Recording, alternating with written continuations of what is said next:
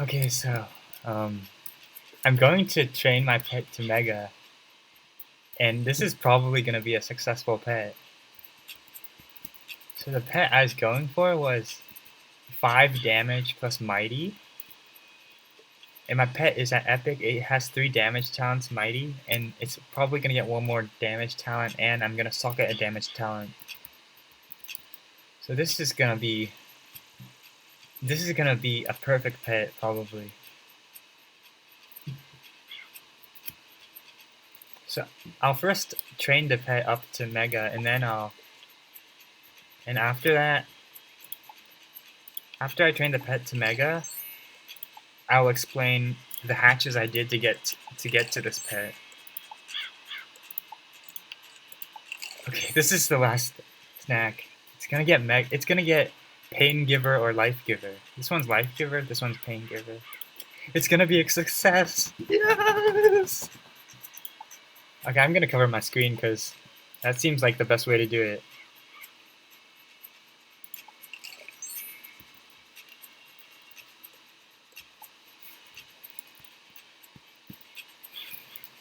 Okay, I know it got Pain Giver. It got Pain Giver. My damage. I don't know if my damage is high because I'm wearing energy gear.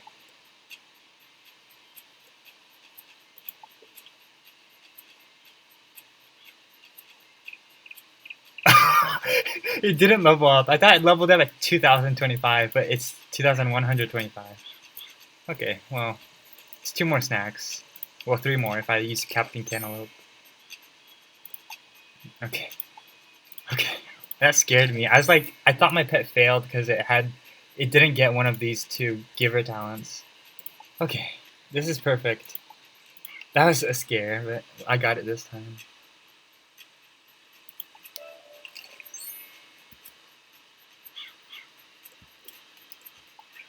Okay.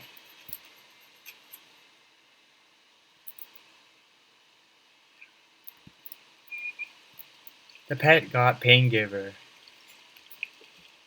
It got Life Giver! Yeah, I knew it'd succeed! I knew it'd succeed at Mega! This is my second hatch with the 2 parents. This is my second hatch, and it got all 5 talents I needed. I have Pain Bringer, Life Giver, Bringer, Boon, Mighty. I can socket Pain Giver, and that'll be 5 damage plus Mighty. It's 4 damage now, and I have Mighty. And then I can socket a Jewel. I can't socket it yet, but I'll show the Jewel. I have 2 Pain Giver Opals. I can socket it the Jewel. I just need to train the pet to Ultra.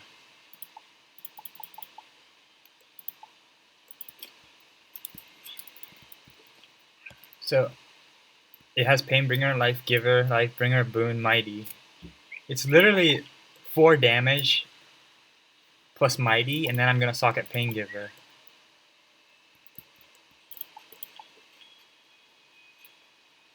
That's epic. That's insane. That's a perfect pet. That's the perfect pet! That's the perfect pet! We did it! That's my first Mega Pet, and I succeeded in 2 shots. That's my perfect Mega Pet! I've all the damage talents and Mighty. I just need to socket the Jewel.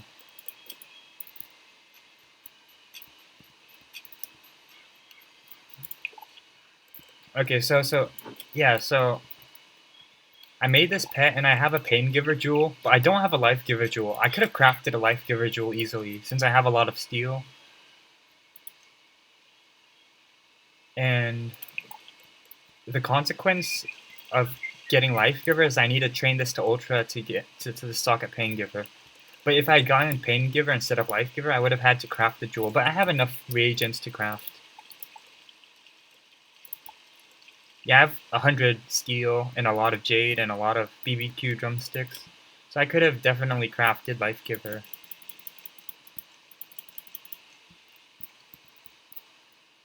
Okay, so I just made my first Mega Pet, and it worked on the second shot, okay? This is magical. There are people who hatch 10 times with their 2 bases, and they fail 10 times. But I mean, I don't mean to criticize people, but I'm like the best pet hatcher. I swear, I must be. I got this in 2 shots. 2 shots. I mean, the final 2 hatches took me 2 shots. So this is the ideal pet that I got.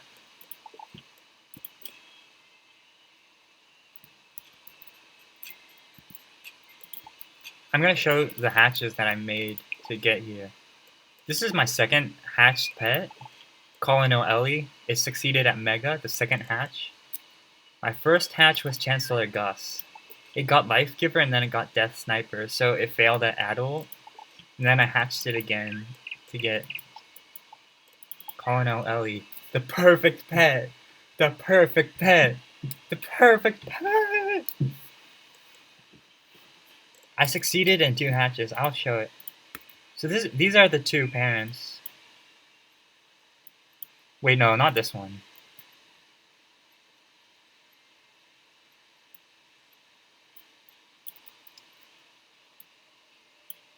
So Deputy Oreo has Painbringer, Paingiver, Life Boon.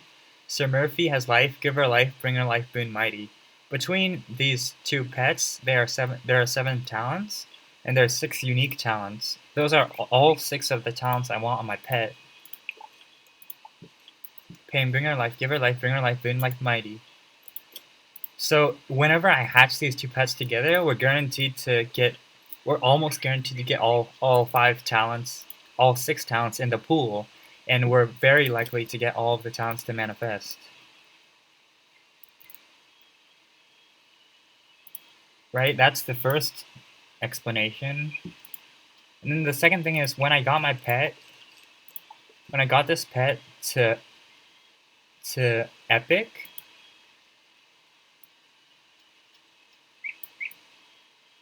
it had manifested Painbringer, Lifebringer, Life Boon, Mighty. So if we look at these 3 talents, it manifested Painbringer and Life Boon at Epic. We were missing Paingiver. And then when we look at these talents, it manifested Lifebringer, Life Boon, Life Mighty. So we were missing 1 talent as well. That means when we manifest the 5th talent, when we pull a successful talent, we could pull Paingiver or Life Giver. But let's say this pet had Painbringer, Paingiver, Life Boon, Lifebringer at Epic. So we already manifest if it had Painbringer, Paingiver, Life Boon, Lifebringer at Epic, it would have manifested all 3 of these talents. Which means when you pull a successful talent, a success talent, a manifested talent, there's like a 70% chance to pull a successful talent from the pool of your adult pet, your parent pet. But if you already manifested all of the manifested talents from the parent, then you have to pull a randomized talent from the unmanifested talents. So you have an insanely high chance of failing if you had manifested all of the visible talents on the parent pet.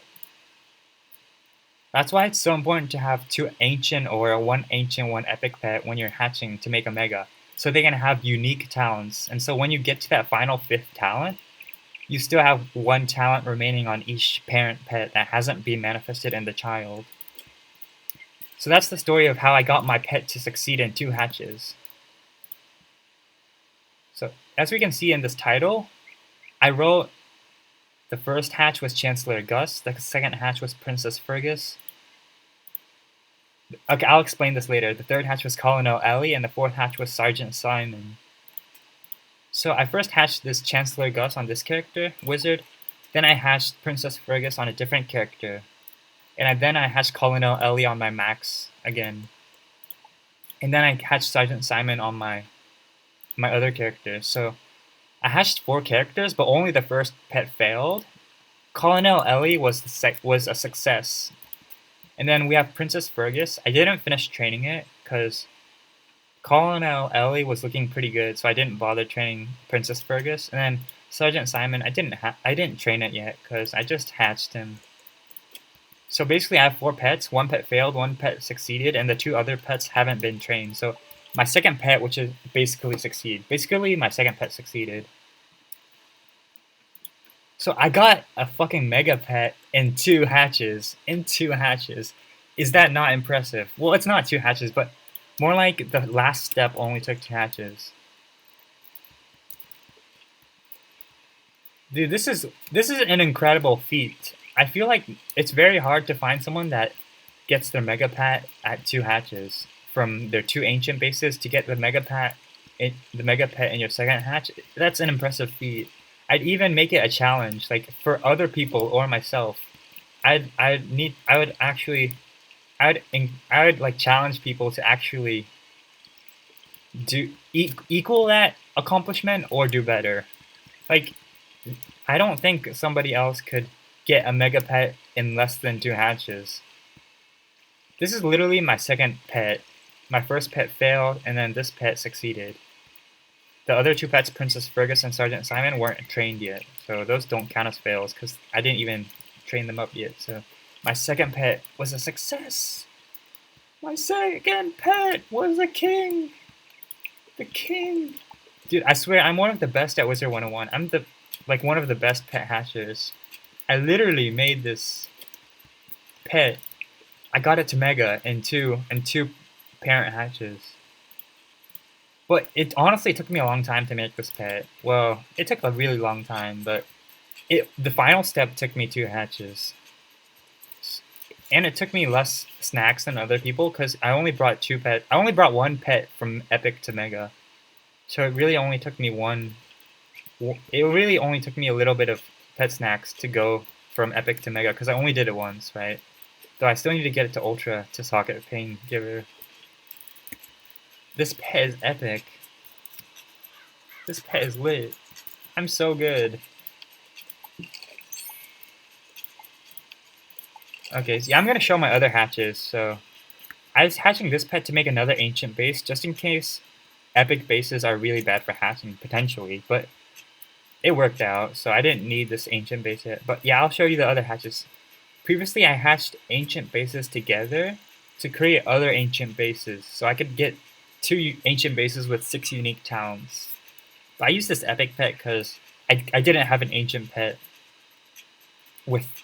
that could hatch with my other pets to get 6 unique talents. So I just had to use an epic because that was all that was available. Yeah, so I hatched these pets together to try to get an ancient base with 3 unique talents. I did a lot of hatches.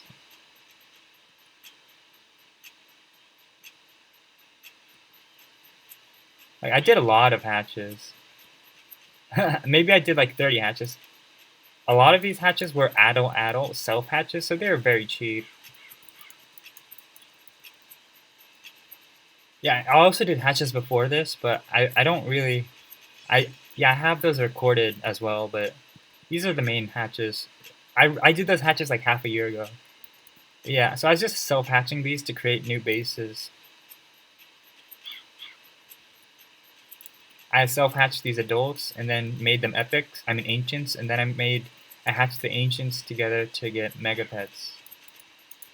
Yeah, hatching the ancients or epics. And then, so this is one of my earlier hatches. I used the free hatch elixirs to hatch with an epic pet, a mega pet, in order to get all the talents onto a different pet.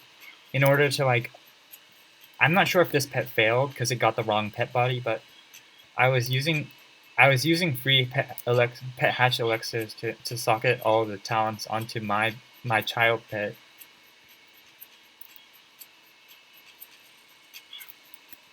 This pet has Bringer, Life Giver, Giver, Life Bringer, Life Boon Mighty. So that's the perfect pet. I think it has perfect stats as well, but my pet doesn't have perfect stats, but it's not really missing any stats. So yeah, that was pretty much how I made the perfect pet. Well, obviously there's a process, but depending on the pet you're making, the process has to be different, the optimal process. Simply because every pet is different. Yeah, so I wouldn't make a short guide because you can't make a short guide when every pet has a different pool of talents in the kiosk. But yeah, I'll give an explanation very soon, but This is how I made my 5 damage pet in 2 hatches.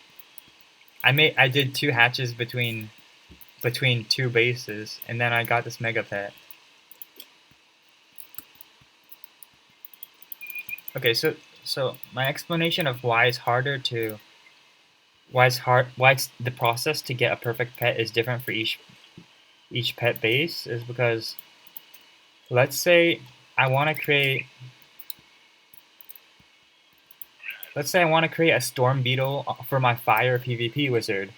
So I want to on that pet, let's say I want 2 resist, 3 damage, and mighty. But the 3 damage would be Pain Giver, Fire Giver, and Fire Dealer. But the thing is, when you go into the kiosk and you look for Rain Beetles, there's not going to be Rain Beetles with Fire Dealer and Fire Giver. So suddenly, because you're trying to make a Storm Beetle pet for a Fire Wizard, suddenly it's a bit harder to make that pet. It's like significantly harder to make that pet.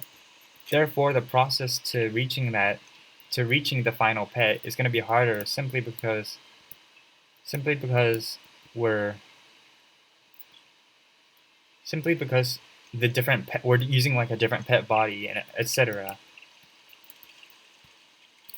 But if you're trying to make a popular pet like a triple double, let's say you're trying to make a storm pet for requesting a triple double storm pet, there's going to be a lot of triple double storm pets in the kiosk with perfect stats. So it's going to be significantly easier to make a pet that's popular because you can copy it from the kiosk.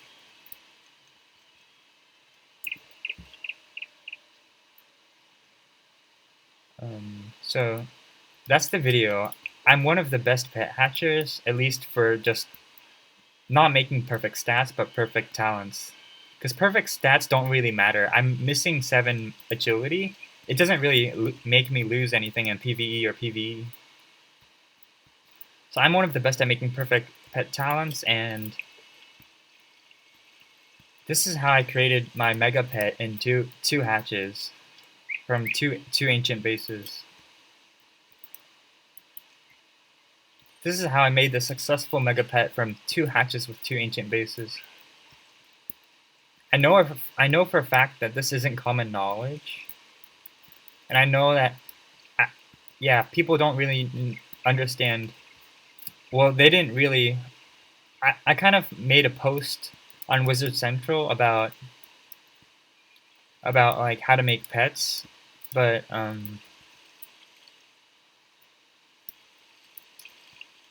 like there's a very big theory about how to make pets, and I think the fact that my pet from 2 ancient pets succeeded at Mega in 2 hatches is confirmation of my theory.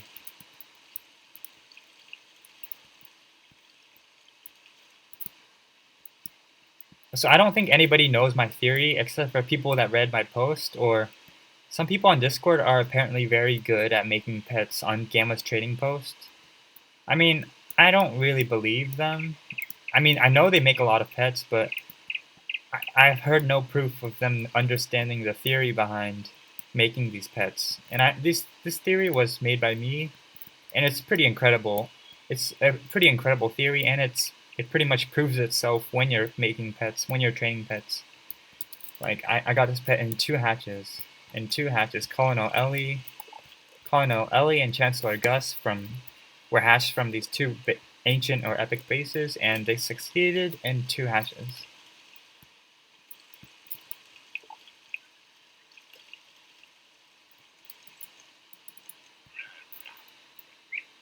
And so that's the video.